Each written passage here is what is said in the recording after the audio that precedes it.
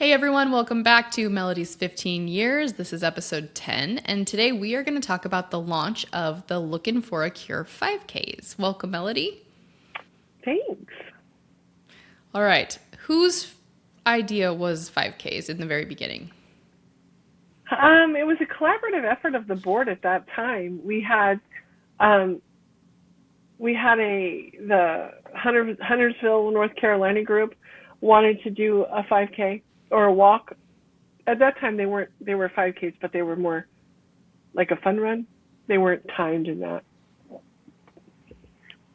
We had a board member, Lori Caperton, who lived in Dallas, and her daughter wanted to do a real 5K. And so they came up with the tagline "Looking for a Cure," and we had a graphics designer design the little looking guy. We call him Ned as well.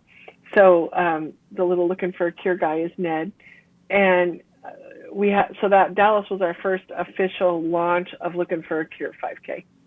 What year was that? Yeah, 2014, I think, maybe. Yeah, quite a while ago. Yeah, okay, so they've been going for a while. hmm So how did you start the 5Ks? Because that sounds like a very overwhelming process. Like, where did you even start to start? Well, when you start with one, it's real easy because it's just little. And it wasn't a big production because we might have only had 30 people at the time because it was so small and there wasn't a big community. Um, Even though there were Facebook groups and there was a community coming together, there still wasn't like a big community. So in Dallas, there were, I don't know, 5 or 6 patients that came together and did it with us. And Lori and her daughter did the planning of that. We did it at a park, and so everything was kind of controlled. So it was, we had to get out flyers, we had to get physicians to talk, we had a lot of things to do, but it was manageable with just one. Lori was able to get raffle prizes donated. She got sponsors. She did a really great job. And so she kind of made it look really easy.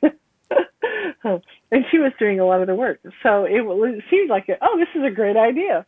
So we started off just doing Dallas and North Carolina. And then we brought the Looking for a Cure to Raleigh-Durham, North Carolina, with Dr. Murthy and Jaya and Duke. And then that one kind of caught on, and Duke got really involved, and Duke is still hugely involved in that race all these years later. And so they just kept growing. They just kept popping up.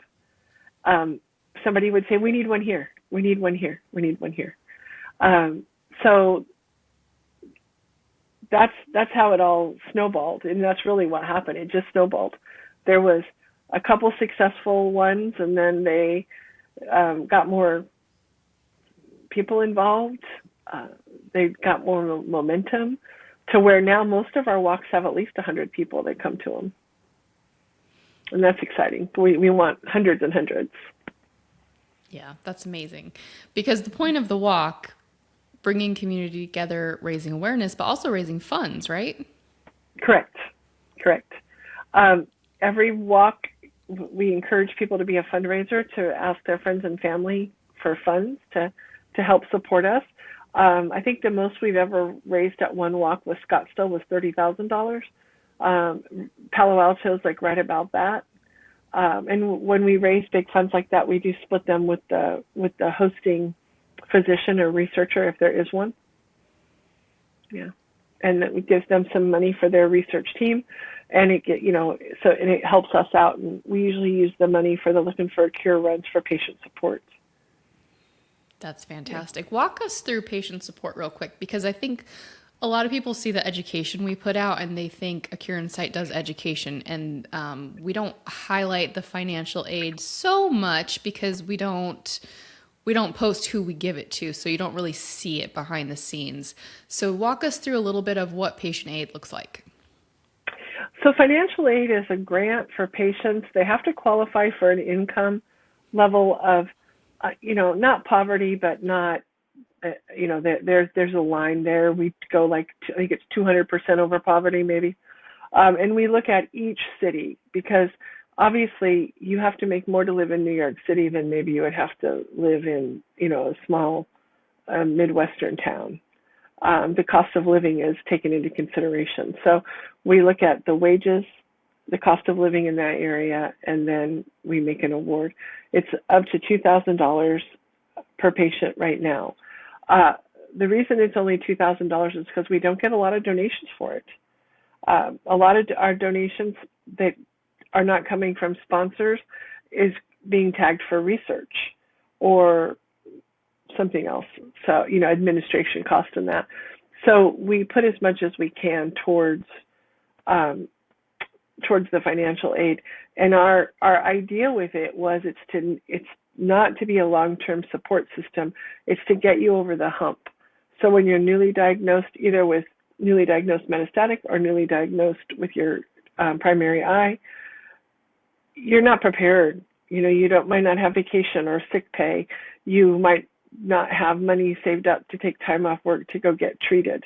And it's real easy to fall behind, and we don't want anybody to do that. So our financial aid can be used for travel, of course, plane, gas cards, train tickets, any kind of travel that they need.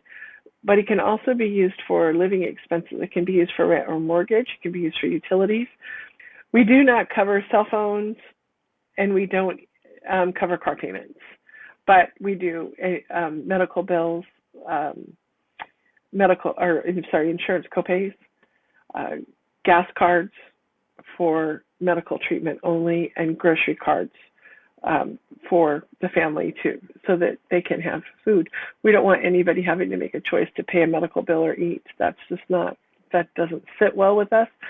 But all this program started because this is kind of the cornerstone of A Cure in Sight. This is what we built our foundation on. And it started with a patient in Lake Tahoe, California, who needed to get to San Francisco, and I've told this story before. And she couldn't get there because her car wouldn't make it. She didn't have enough gas money to pay somebody. She couldn't get a bus ticket. She was just frantic. She didn't know what she was going to do because she had to go to the doctor for a checkup on her eye. And I watched the community rally around and give her help.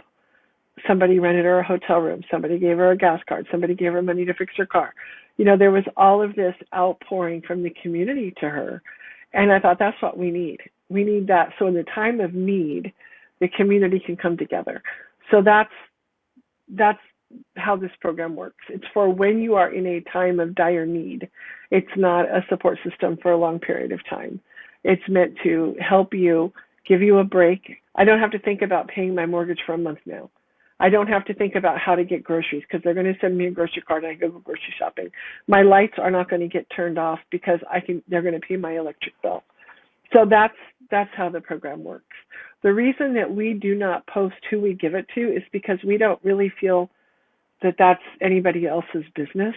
And most of our people that get aid don't want to tell their story because there's a stigma about it.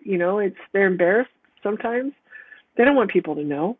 They certainly don't want it on social media that, these people paid my mortgage this month. It's a hard thing. We don't want to exploit our patients just to try to get more donations. So that's why it's very quiet and in the background. But we give between $60,000 and $80,000 a year in aid. So that just drives home why these races are so important, because they fund this financial aid that is so critical to patients. And how does that enter into your story? When I was diagnosed, I didn't have the means as well. And so I do know personally how important it is to get help when you need it most, because it's a very scary feeling to think, I can't work. How am I going to pay my bills? So I wanted to make sure that everything that we did with A Cure in Sight solved a need that most patients find themselves in. Not every patient, but most patients. So I used my own experience, and we used the experience of our board members to make sure that everything that we do in A Cure in Sight is covering a need that we wish we would have had. And the 5Ks, I think it's so important, and it's become kind of a project of mine because I want the community to come together. I want them to meet each other. I want patients to come together. I mean, we just had one at Raleigh. What did we have? 8 or 10 patients? It was a lot. I mean, it was a lot. And I want patients to come and meet each other because I hear it time after time. I've never met anybody with ocular melanoma before. So the more events we have where they can meet up, the first time I met ocular melanoma patients, I was like, oh my God, these are my people. And it's important. So yes, awareness is important. Yes, community engagement is important. But honestly, what's important is bringing us together as a community, because that is what I needed when I was diagnosed. I needed people. I needed something tangible to hold on to, that I could say, this is what I have, and it has a real name, and it is a real thing, and even though it's rare, it's out there, and these people are all working with me together to get through it. And it's a support system. And that's why we keep them going, and we keep building new ones, because patients like it, they need it, they thrive on it, they want to be involved in it. Absolutely. So I'm going to read you guys a list of all the 5K locations that we currently have, because like she said, a couple did get discontinued. So Raleigh, Durham, that's the one that we just had for Eye Patch Day. Jupiter, Florida. Minneapolis, Minnesota. Palo Alto, California. Seattle, Washington. Scottsdale, Arizona. Those are the ones that are for the rest of the year. But previously this year, we had Orlando, Tampa, Philadelphia, Dallas, and Houston. So that's a good representation across the country. We've got several. If you're close to one, try to make it if you can. And we do have people come from out of state, because maybe if you're, like we just had somebody come up from South Carolina to the Raleigh one. So, if you can make it, do try. And we say that with all of our events, because they're also worth it. Once you go and you meet everybody and you have so much fun, it's such a meaningful experience that stays with you. So the 5Ks, just like any other event, are so worth it. I agree. And it's fun to bring your family, and the families meet. And then, you start seeing the same people and them growing up. Like there was one patient that their child couldn't come.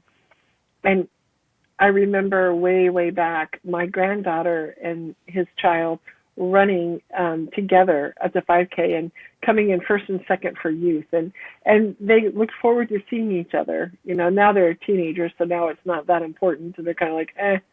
But she didn't come this year, and I was like, oh, darn it, missed her. But you see the kids grow up. You see the same people, and it's fun to see that, because it's part of the community. It's about feeling a sense of belonging, and these are my people, kind of a thing. So that's why it's important to me.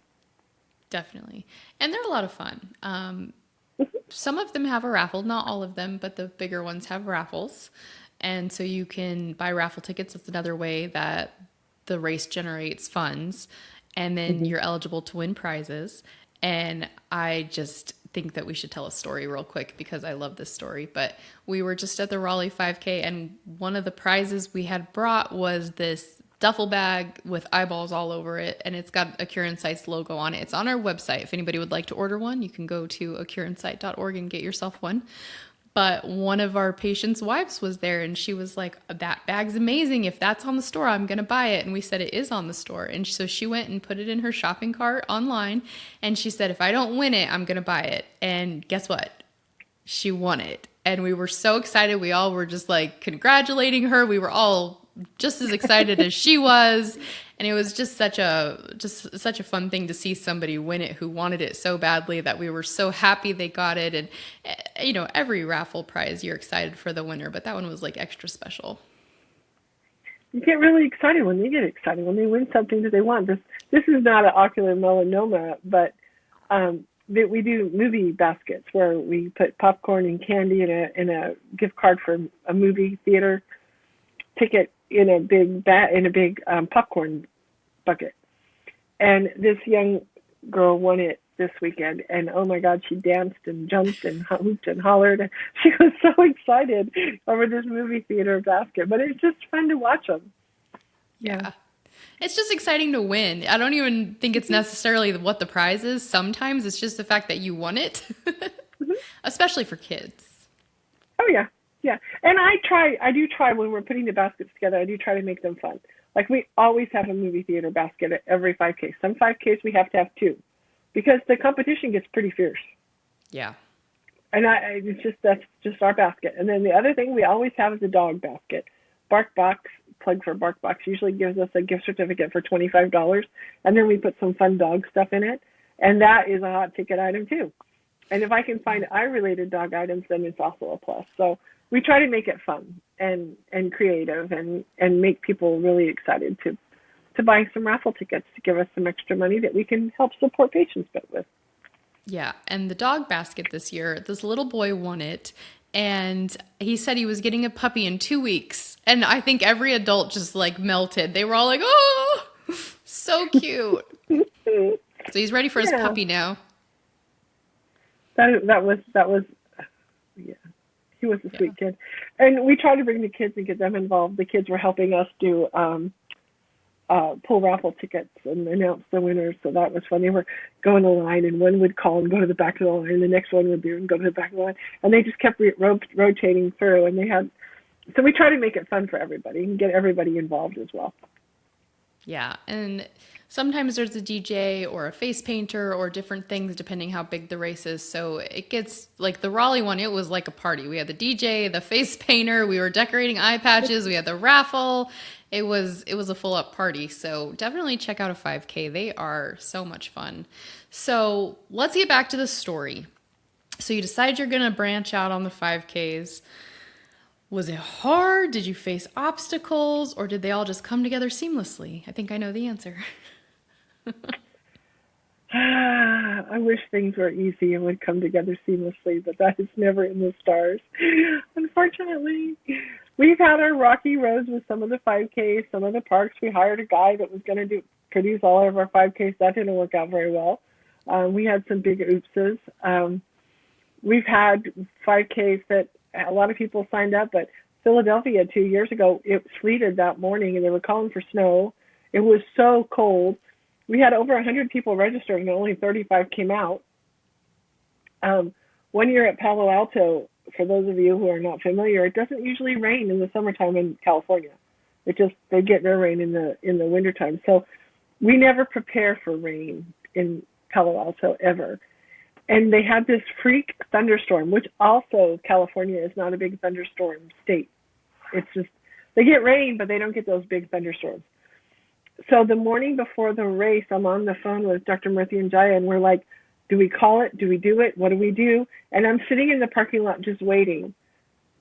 And the skies opened up, and the sun came out, and we said, okay, we're going to go. And we went for it. And it stayed clear until the last people who were walking came in. It started to sprinkle again. We were able to get through and be done before it started to rain again. But that was like something we had never planned for, because it does not rain in Northern California in the summertime. It just does not, but except for that year. And it's never done it again. And this is, I don't even know how many years we've done Palo Alto, but we had to take the COVID break. But there seems to be, there's things like that totally out of your control. We have had vendors not show up, and so we don't have enough tents or tables. We've had UPS boxes get lost and not delivered, and we don't have metals.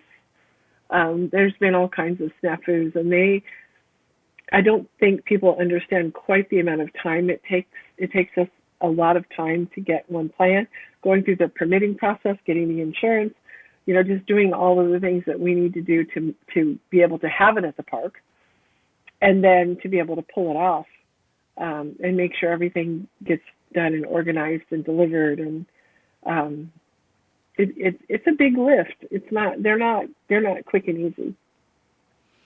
Yeah, and I think like permits and insurance, those are kind of invisible things that if you don't know you have to have it, you wouldn't know. So most people probably wouldn't even realize that that's a huge piece of it. Yeah. If you don't have a permit at a park, they don't like that. And they will come and escort you and ask you to leave. And don't ask me how I know that one. Through no fault of her own. No, we hired this guy that was supposed to do our 5K and, take it all off of me, and it was great. And, we were in Miami and found out, he never finished the permitting process, and yeah, so things happen. You should tell But that we don't, story. the whole story? As much as Now? you want. Oh, so it's an embarrassing story. Well, you don't have We to. were getting, I can tell it. We were getting ready for Miami, and this gentleman, so I shouldn't even call him a gentleman, a man, that was doing our 5Ks for us, was getting paid to do the 5Ks. Changed the park at last minute and blamed it on the city. And we're like, oh, that's weird, but we went ahead and went for it. So we are at the park, and it's Laura, somebody who volunteers for us was there, Danae was there, I was there. We had some other patients that were there, Lauren was there. And we're all setting up, doing fine.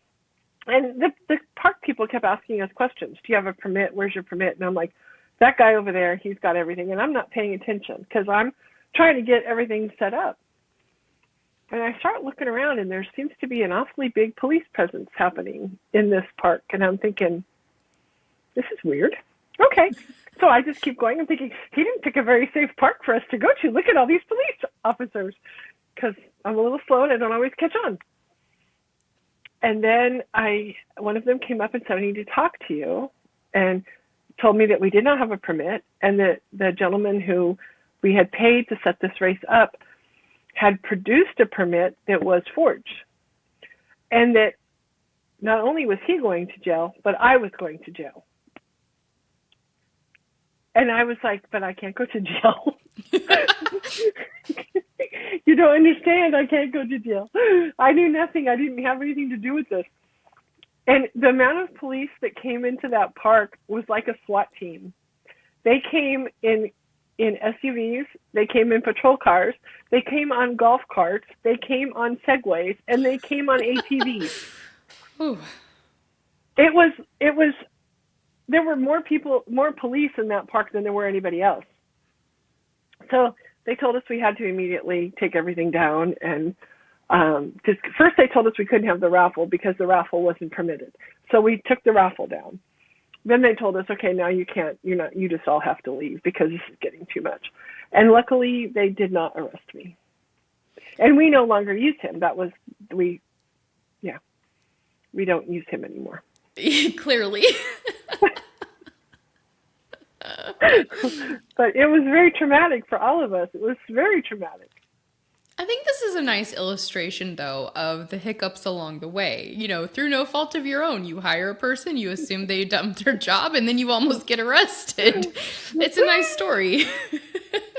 Well, it's a story. It's a part of the Looking for a Cure journey for sure. But also that's why we no longer have Miami 5Ks. If people are wondering why we don't go back to Miami. We're too embarrassed. No, I can't do it. I just can't. So we're in Jupiter, which is not far, but anyway, we're in Jupiter now, so that's all right. Yeah, it was terrible. I've never been so embarrassed and humiliated, and I didn't even have the whole story until later, and it's like, oh my gosh, and how did this happen, and how do you explain to everybody what happened? And oh yeah, I'm sure we didn't handle it well, but it was kind of chaotic to even handle anything. We were just like, what do we do? That's a big curveball thrown at you, that you thought you've done everything right, but surprise, you haven't, and now you're going to jail. Maybe. Well, yeah, That's a big deal. And just for context, we paid this guy $5,000 a race to set the race up. Woo. The whole thing was he was supposed to get the permitting and get everything. All we had to do was show up with our stuff, and everything was supposed to be taken care of. And I should have probably realized when there wasn't a start-finish line. But he said, well, they don't allow inflatables. Like, oh, okay, but shouldn't there be a flag or something? Well, he was just trying to slide under the radar. Wow. Yeah. Crazy. Yeah. So now she does it herself. For free. You do everything in-house. Yeah, for free. Yeah. I'm ready to Yeah. go to to Jupiter. Our next one. Yes. If you didn't listen to our previous episodes, Melody does not collect a salary. She works for free and she works very much full time. So, yeah. Some days I want to quit. It's been I a tough know. month. Yep. But we're going into summer now. So, will things be calmer for you going into summer? No. No. Well, darn. No, because we got summer. Summer for me now is it gets a little easier. We've got the medical meetings will be out of the way. The races start slowing down. There's not so many, Yeah. but then we've got the I Believe patient meeting coming up in Dallas. That's a big lift, and we're really launching into getting that going.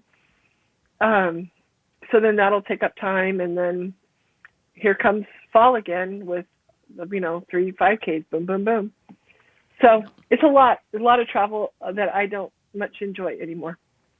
Yes, you travel constantly. You're Yeah, always gone. Yeah. and I'm turning into a homebody that likes to be home, so it's kind of, but it's all right. Yeah.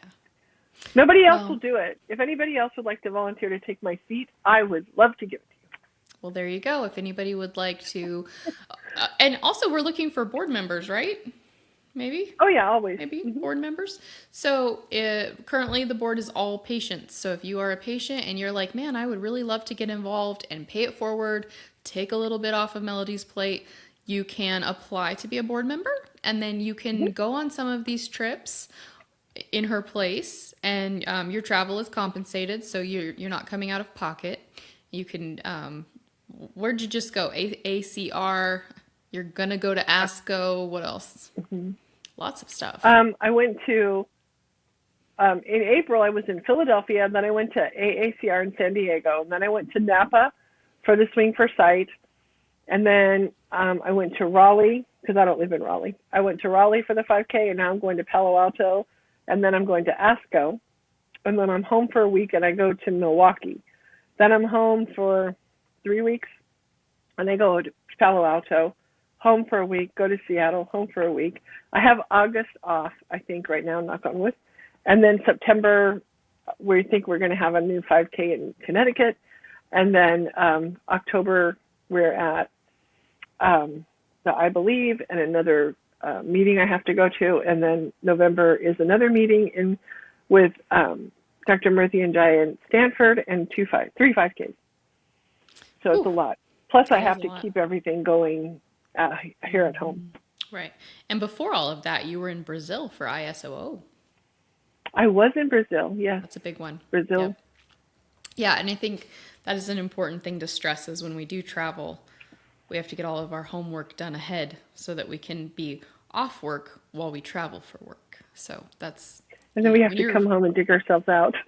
yes, and answer a lot of emails. Yeah, it's hard. People think, oh, it's so great to travel. Oh, you get to travel and see places, but then it just compounds your workflow because there's so much work for the event that you're doing that's not your normal work, but then your normal work has to get done, and so it's kind of it's hard. Yeah. So if you would like to apply to be a board member or a volunteer or work with us in any capacity and you would like to travel to some of these things as an Ocular Insight member, let us know. Shoot us an email and maybe we could make that happen for you. Yeah, except we can't pay you because we don't have any money.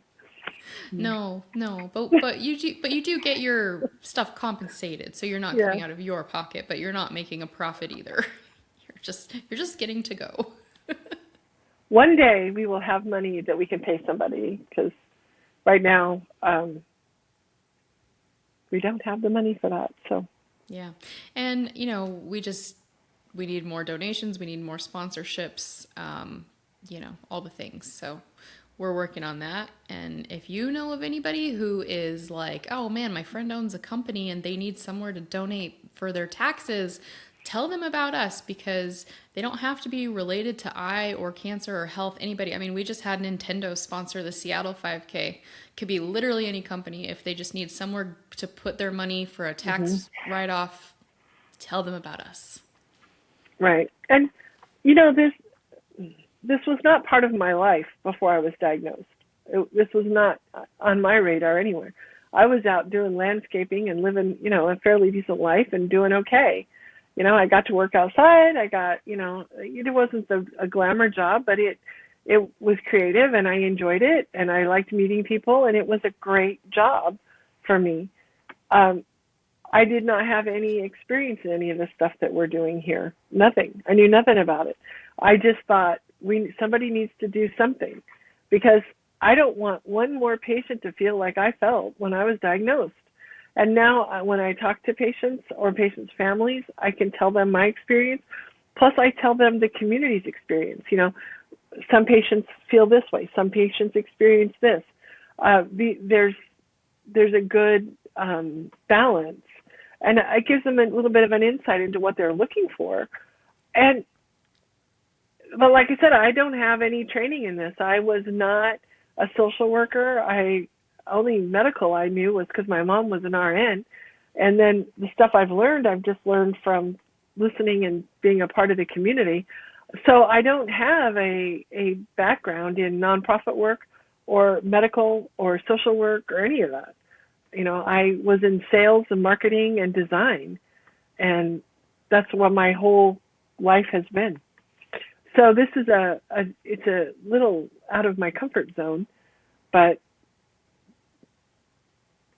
I made a commitment, and that's where we're at. So sometimes I complain about it, but it's my own doing.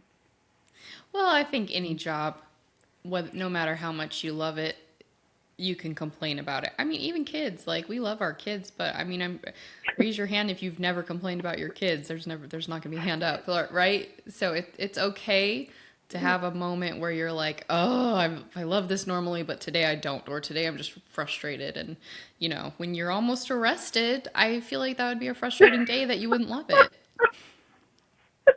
Yeah, that story hasn't gotten out. This is like the first that people are going to hear about. They'll be like, oh, everything makes sense. There's stuff that happens behind the scenes most people don't know about. This is an exclusive story that so I'm one thing excited to I bring you will all. say, yeah, is every time we have a rule that people don't like our rule, it's because something happened. So we have a rule now. Our 5Ks, we make sure we do everything here. We make sure we get the permits. We make sure we hire the vendors because we don't trust other people anymore. Our financial services, assistance for patients, it has rules. Why? Because people made us have rules. So everything that we do that might seem not fair or like, well, how come? Why do you do it that way? Well, because people have forced us to have rules because things happen. And also, I mean, if you had enough funding to pay for all patients, all bills, you would do it. But that's just not the reality. Of course. Right. But it's just not the reality. When you only have so much, you have to decide to give it to the most deserving, and you have to figure out who is the most deserving. And some people are going to be offended that they're not in that bucket, but really, be grateful you're not in that bucket. If we've ever said no to your financial aid, be grateful because that meant somebody had it worse than you. And, that's just life. We would love to fund everything for everybody. But again, send us those sponsors if you know anybody and help us get that budget up, and then maybe we can. Well, and there's we do fundraisers and we ask for funding, and we are constantly looking for people to give us large chunks of money. It's just not there. People have asked, why, this is kind of getting out of my story, but we'll just cover it anyway. People have asked why we put so much money into patient education that we could put into giving patients more money. The problem is that the money for patient education doesn't come from general donations, it comes from sponsors. Sponsors can't give us money for patient financial assistance. It's kind of against their rules. They can give us money to pay for travel to go to their clinical trials. So they can give us money and say, okay, patients that need this for clinical trial travel, we can pay for that. But they cannot give us money to pay somebody's rent, mortgage, or food. It's just not, they have to, everything that they do has to be tied to some kind of an educational component for patients. And 5Ks, we have sponsors, pharmaceutical sponsors that will sponsor those, but we do give education at any of our events. But we can't take money from a sponsor that gave us money for a podcast and put it towards financial assistance. But because they're paying for the podcast, that means any donations that we get doesn't have to pay for the podcast.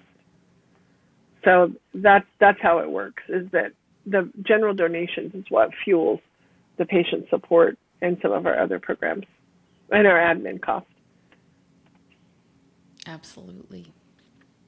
And I didn't know that until I got into this because I didn't have any background in it. So I learned along the way. So it's a lot of education. So we have several 5Ks, like we said, and there's probably going to be a new one in Connecticut that we're working on. So if there's one near you and you're not a runner and you're going, oh, if it was something else, I would love to come see everybody, but I am not a 5K person, what do you say to them? Come anyway and hang out with us because we're so fun. And I don't run. If I run, you better run faster than me because something's going to get you because I'm not a runner and I don't even walk. So the 5Ks, I hang out and you're welcome to hang out, but you're also welcome to volunteer. We would love volunteers. We were blessed at Raleigh to have 17 volunteers from the Duke Eye Center surgical team. And oh my gosh, were they amazing. They jump in every year and just take out a bunch off my plate, which I appreciate. And they're so good and they're so wonderful. And, shout out to Duke Eye Center. But come be a volunteer, come hang out. We have a raffle and that's always fun to volunteer for. We put out snacks, so we need people to watch the snack table. Like if we do an eye patch decorating or anything like that, we need help there. We need sometimes just help directing people on the course. So there's a lot of things that we need help with. So come volunteer, come hang out with us. You don't have to participate in the actual walking or running part. That's right. And you can even just be a cheerleader. You can just say, I'm just here to cheer people on, and that's fine too. Yeah. Yeah. Some people just come and hand out medals and, clap when people go across the finish line. Yeah. And they like that. Yeah. The runners like it when people cheer them on. They get really excited. They do. And then they do funny things when they cross the line. And that's my favorite part, is watching who gets really creative with their finish line. We had some pretty good ones in Raleigh. We had a couple of good ones in Philadelphia. Mm-hmm. Yeah. Tampa was a little slow this year. We didn't have really great ones in Tampa. Well, hopefully, there's always good ones in Palo Alto, though. There's always great ones there. So we always look at the photos because they're great. We have a good group. We have a lot of fun. Yeah. And that's another thing, actually, to mention. We always have a photographer, and those photos are free. So they go take pictures of the runners on the course, and they try to get them as they're coming across the finish line. And then you get to have professional photos of your run. And those are always available for free downloads. So that's a really cool thing, too. And our photographers are usually really good. Yeah, they like to. We have some places are better than others, but usually they get kind of engage the crowd to get them to do some cool things. Yeah. Okay, so if somebody wants to sign up, they are going to go to lookinforacure.org, or you can go to acureinsight.org, and there's a thing for 5Ks under events, and you can get there either way. When you go to sign up, virtual or in person, tell them the specifics of virtual. Virtual means that you're going to participate from home. So you don't technically have to walk or run, but some people do and put their time in. You will get a packet in the mail, usually after the race, just because we get the shirts in usually right at race day. So we don't have time to mail them out ahead of time. So you get a shirt, a bib, a medal, and a bag. And it gets mailed to you. So you still have all the stuff that everybody got in person, but it shows up in the mail. If we can get the shirts ahead of time, like Raleigh, we did get some ahead of time, I was able to mail them out, and they got them before the race. But it just was because I was at home, I got them on Tuesday.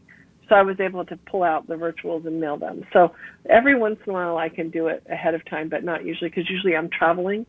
So I come in the day before the 5K and the shirts are there, but then I'm not able to mail them out from wherever I'm at. I have to wait till I get home. So it's usually the week after the 5K that they come. Okay. And when they sign up, we would like them to start a fundraiser, if possible, start a team. Talk about that. Teams are so fun to get all your family and friends involved in and create a nice team. Name your team something fun. We usually do give team awards to the top team, however many people, top fundraiser. Not every race we give those. Usually if there's if it's a big race, then we'll do all those extra fundraiser awards. But you get a certificate if you're the top fundraiser or the top team. And that money helps us to keep doing the 5Ks and keep promoting our programs and all that good stuff. But just so people know, it takes us about, for a regular size 5K, it takes us about $5,000 just to put on a 5K. So while the planning is big, the price tag can be pretty hefty too. Some of the larger races, it goes up because you got to have medals and T-shirts and timer and all that stuff is expensive. So that's why we need people to sign up and people to come and do fundraisers and all of that. Yeah, definitely. Yeah, because that is the point, is to be able to pay for the expense of the race plus make a profit on top of it. And if a race isn't performing well and it's not bringing in money, that's when they get canceled. And that's what we referred to earlier, that a couple got canceled because they weren't bringing in the revenue. And so we have to be careful that we keep the ones that are bringing the money in, that we're coming out with enough to make it worth it, versus the ones that are, limping along. We're like, that one's not going to make it. So if we don't have the participation and the fundraising and the sponsors and all of that, they can't function. It's just like we say with the podcast, without the sponsors and the viewers, it can't function. There's got to be community involvement for the sponsors to show up for us. And then, they have to be there to fund it, for all of these things to work. And I think that's one of the things that I never realized before I got into this space, was that when you sign up and you don't show up, it has a ripple effect. You think, oh, well, I don't need to go. I used to be that person that would just, I don't feel like it, I'm not going to go. And now I understand the amount of work that goes in on the backside. And I understand the importance of it, because when you have a race and only 50 people show up, it loses a lot of energy. But when all 100 people show up, the energy is there and it feeds off of it. And then, the runners are running fast and it gets the other people running faster trying to keep up, and it makes a better event. So the more people that come out and participate, the more energy the event has, the more receptive people are to getting dilated eye exams. And, we try to make it as fun as possible and explain to them why this is an important thing. So they get that message quite a lot. Plus, they get stuff in their bags about why they need a dilated eye exam. So it's a big education event as well. Mm-hmm. But I didn't ever know that before I got into this space. And never, ever in my life did I ever want to be an event planner. That was never on my bingo card. And here we are, event planners. Mm-hmm. Yep. Definitely event planner for sure. So then one more thing I would love for you to talk about is the difference in the regular medal and the survivor medal. Everybody who crosses the finish line, walking or running or in a stroller or whatever, if they've signed up, they get a medal that just is the finisher medal. And this year they're little cat eyes, and I don't think I have one handy here. Every year our medals look like a pair of eyeglasses. And that's just another way to try to remind them to get their eyes examined. And then the survivor medal, it changes every year, and it's only given to cancer survivors. So we invite everybody with ocular melanoma to come forward, but then we take it a step further and we recognize all cancer survivors, because it doesn't matter to me what cancer you had. Cancer's cancer, and you survived it. So you deserve a medal too. So we honor all the cancer survivors with a special survivor medal. That's awesome. And you can tell Yeah. that that it really means a lot to them just by the way they go up and get it and they're kind of beaming, and you can tell it means a lot. And we do introduce everybody, and we have them not, don't call them up. We have everybody raise their hand and say, if you have ocular melanoma, raise your hand. And then I tell the crowd, these are who you're racing for. This is why you're here today. And then before they get the regular awards, we do bring the survivors up so people can see these are the people. This is why this matters. I think when you put a face to something, it matters more to people. They'll take it more seriously than just somebody yakking at them. Yeah. And so it gives a face, and I think that's important. I know when I was diagnosed, there was not a face to this disease. I didn't know about it. I didn't know anybody, and I think that's probably one of the biggest takeaways, that through the 15 years, I have tried to put a face to ocular melanoma, but not my face. The face of the community. It's not about me. It's about the community. And everybody says, oh, Melody. No, it's not Melody. It's a whole team of us. There's a whole team that makes the Cure Insight tick. I might be the founder, but without any of them, we couldn't go forward. And we've all become very good friends and a family. And it's a big thing. But having a face to this cancer means so much to me and in my journey. The people that I've met, the people I've lost, the people I'm still going to meet, that's what keeps it moving, because that's the important glue that holds it all together. Is this community needs to have a face. So every photo that Megan posts, everything that you see that has people of us, every time we do a Rare Disease Day video and we just have faces of OM, that's important to participate in that, because we developed that because we want ocular melanoma to have a face. We want people to see it and see, oh, wow, there's young kids, there's little kids, there's adults, young adults, old adults, there's all different kinds. And we need a face. Yeah, and speaking of that, you guys did an amazing job with Eye Patch Day. We did hashtag Patch It Forward or tag A Cure Insight. And we tried to share every single photo that either tagged A Cure Insight or did the hashtag Patch It Forward. If we missed any, I greatly apologize. Sometimes it's weird. Facebook doesn't show us everything we're tagged in, so some of them I had to find under my personal page searching the hashtag, but I did go under both pages and I did search the hashtag and I did search our tags and I tried very hard to find them all. So I hope that I did find them all, but there were tons and tons. And so we're very grateful and we thank you for participating and putting your faces out there.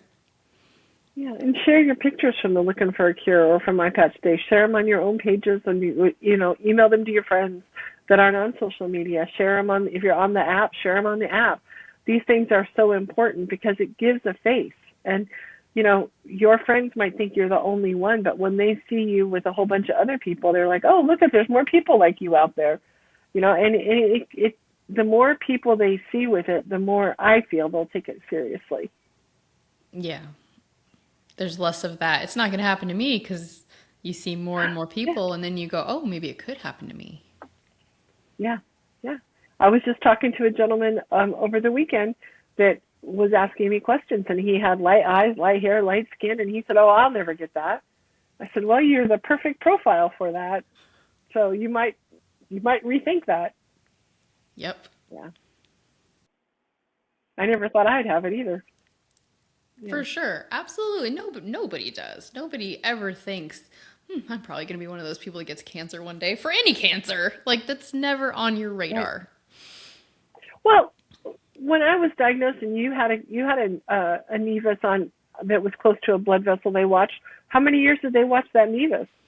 And there's so many people, a long time. And there's so many people that aren't told they have it and they're not watched. So, even though Megan luckily never developed ocular melanoma, she was watched for it. And it's a big thing. Yeah. They thought the nevus was possibly on the blood vessel, but then after a few years, it was obvious that it wasn't. So I don't know if that was just the imaging got better or my eye changed shape and it moved. I don't really know. But anyway, they told me that it's fine now. But you never know. Something could develop later. So we have to be careful and, take Yeah. all of Well, our precautions. next time you talk to Dr. Murthy and Jai, ask him, did my eye move? What happened to this Neva? I Did it move? mean, What happened to it? I just think about it like this. They say that, if you're nearsighted or farsighted, it's because the shape of your eye is changing. And my vision has progressively gotten worse. So I feel like it's changing the shape. So who knows? I don't know. Maybe Yeah, that's I don't know. ridiculous. I don't have a clue. But I'm not a doctor. So I'm just an event Those planner. almond, yeah, those almond shaped eyes get you. They're very beautiful, but unfortunately, genetics and eye I'm color and blind. eye shape are not in your favor. No, I can't see. And my husband actually has 20/20 vision and always has until he has started using readers recently. But he still doesn't need glasses for normal vision, just readers. And I thought, I wonder if he put my glasses on with, like, if that would show him what I see. Like, does it work in reverse like that? Does that make sense? Like, I like think it kind of, yeah, because they put them on and everything's blurry. Right. So when I take them off, everything's blurry. So I was like, I wonder if it works in reverse like that. So I actually did give him my glasses and I said, put these on because this is probably what I see. And he put them on and went, oh my God. And I said, yeah, pretty much. Yeah. Well, we can thank my mother for that because she was the one. We have her eyes, so unfortunately, so she was Well, severely nearsighted, and we're following in her footsteps. So we are. And I'm very thankful for glasses and contacts and the fact that we can live a full life and see when without those two things, I mean, I couldn't even leave my house if I didn't have glasses and contacts. So it's a huge thing that we as a society take very much for granted. yeah, I lost a pair of glasses in the surf in Mexico, and was in Mexico blind because my glasses got pulverized. We never found them; they were gone, and had to figure out how I was going to function for a week in Mexico with no glasses and no contacts, nothing. Absolutely So nothing. I was lucky enough to get my eye doctor. My son was at home. He was able to get in touch with my eye doctor, get a prescription for contacts, email it to me. We went to a local store in Mexico, and they gave me a pair of contact lenses that were off the shelf enough to get me home. and you don't like contacts. And I can't. My eyes are dry, so contacts and I don't get along. So I also bought big bottles of wetting fluid, and I was constantly dropping drops in my eyes because soft contact lens, when you have dry eyes, they suck to your eyeball. They don't float, and so it was and it hurts when they do that. And then you got to Yeah. peel them off, and that's painful too. So yeah, when you have dry eyes and you're trying to wear soft contacts, it's not good. That is a terrible feeling because I wear dailies, and if it's a really long day, when I get to the end of the day, I can't wait to get them out, and I wear them fine normally, but when they get dry, it is awful. Hmm. Yeah, yeah. So yeah, vision issues. I don't know how we transcended over there, but I mean, vision I think issues it are always hard to ends live with. there. Yeah, it always ends. Vision issues are always an issue, whether it's ocular melanoma or something else. You add ocular melanoma onto it, and there's a bunch of us out there that already have vision issues, and then you compound it, and it's just hard. It's hard to get through life on a daily basis when you just don't see well. Your whole world just changes. I mean, if you guys could see my computer screen from my side, I have a great big huge, I don't know, 27-inch monitor with great big huge font.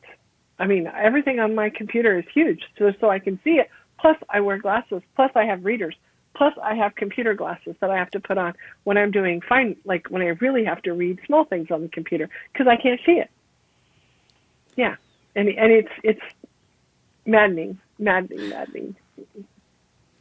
But that's the hand you're dealt, so you deal with it. But luckily, computers have big screens now, and you can adjust font size. Yeah, and on phones too, you can adjust the font, so Yeah. that's cool. My font's not as big as Lauren's, but I got a pretty good size font. But I also have the big Pro Max phone too, so that it's it's got a bigger screen to start with. But my font's pretty good size. Yeah. I think Lauren's font, she can get maybe two words in her screen before you have to scroll because her font's so big. But yeah, so it's that's the greatest thing about this community, honestly, and the way that it's helped me in through these 15 years. We'll just kind of end with this, is that I have realized that I don't have it as bad as others. I might not have it as good as others, but I don't have it as bad as others, and that I'm managing and I'm going through and I'm surviving and I'm thriving and I'm doing well. Maybe not as good as I had hoped, maybe not what my life I thought was going to looks, but it's still pretty good. And I'll take it, because the alternative is not good either. I think that's a great way to wrap it up. So to everyone watching, please go to acureInsight.org and find an event that maybe you would want to go to. Maybe it's a 5K, maybe it's I Believe in Dallas this year, or any of our other ones, Rare Disease Day in February.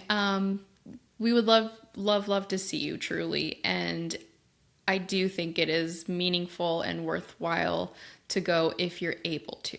We know not everyone is, but if you are, it's worth it. So we hope we see you at an event or a 5K. And remember, the 5Ks, there's a virtual component. You can do it from your home. You can still invite your friends and make a team. You could have the biggest team and live in a completely different state. So if we don't have one near you, that's always an option. And if you do have big numbers and you don't have one near you, let us know. Like we said, we're trying to develop a Connecticut one because there was a need. We were asked. So if you're like, man, I can get 100 of my friends together, let us know. We'll throw you a 5K too. Yeah. We just need a little bit of help getting it off the ground, but we handle all the logistic part. We just need to know a park, or a place to have one, and some dates, and a lot of volunteers and a lot of interest. If we can get 100 people to every 5K, it makes it worthwhile for us to keep doing them. Absolutely. And I think they're worthwhile. Yeah. They are definitely worthwhile. And the funds they generate really are meaningful for the patients that they help. So don't hear the big number of what they cost and go, oh my gosh, you guys are spending that much. Understand that they pay for themselves, and then we generate funds on top of it. It is very much a fundraiser. So help us raise funds. Join a 5K in person or virtually. Invite your friends, make a team, start a fundraiser. If you know anyone who wants to sponsor that owns a company or works for a company, send them our way. We love the Looking for a Cure 5Ks, and we hope that you do too, and we hope we see you at one. And we will see you guys on our next episode of Melody's 15 Years.